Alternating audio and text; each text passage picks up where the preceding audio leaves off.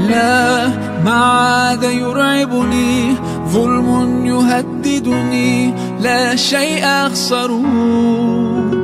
السلام علیکم، شرازی وظیفہ آفیشیل میں آپ کو خوش آمدید کہتا ہوں۔ امید کرتا ہوں آپ سب خیر خیریت سے ہوں گے۔ ایک بار پھر حاضر ہوں آپ کی خدمت میں ایک نئے وظیفے کے ساتھ۔ آج کا جو ہمارا عمل ہے وہ ہے جڑواں بچوں کے لیے۔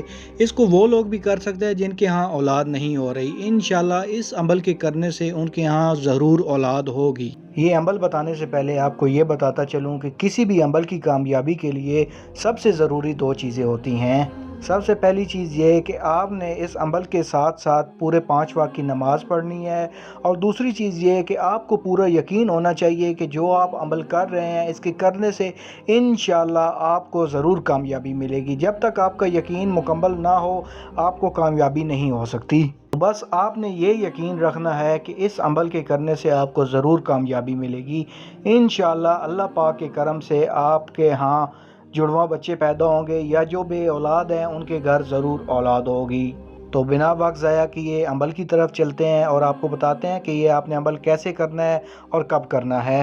سب سے پہلے آپ وضو کر لیں اور 2 رکعت نماز نفل پڑھیں۔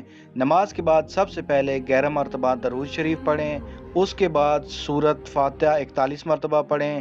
جب 41 مرتبہ سورۃ فاتحہ مکمل ہو جائے تو آخر میں 11 مرتبہ درود شریف پڑھ لیں، اور اس کے بعد اللہ تعالیٰ سے دعا کریں، اور یہ دعا کریں کہ اے اللہ میرے حق میں اگر بہتر ہو تو مجھے نیک اور صحت مند جڑواں بچوں کی نعمت عطا فرما۔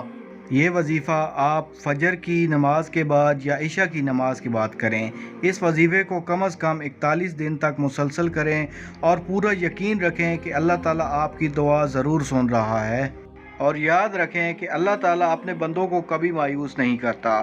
جب بندہ سچے دل سے دعا کرتا ہے تو اللہ تعالیٰ کسی نہ کسی شکل میں اس کی دعا ضرور قبول فرماتا ہے۔ اگر آپ کو یہ وظیفہ اچھا لگا ہو تو ویڈیو کو لائک کریں اور چینل کو سبسکرائب کریں، اور زیادہ سے زیادہ لوگوں تک اس وظیفے کو پہنچائیں تاکہ کسی کی دعا قبول ہونے کا آپ ذریعہ بن سکیں۔ اللہ تعالیٰ ہم سب کی جائز دعائیں قبول فرمائے، آمین۔